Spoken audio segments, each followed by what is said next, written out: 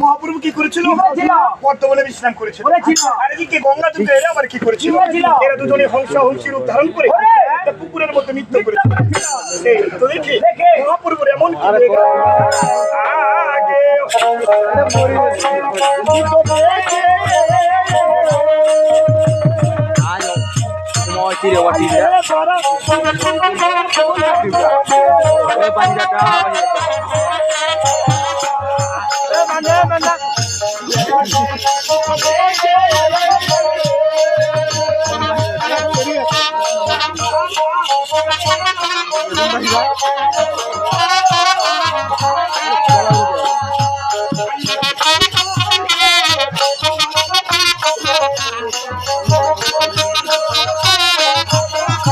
Hello guys, want to see? I'm gonna have a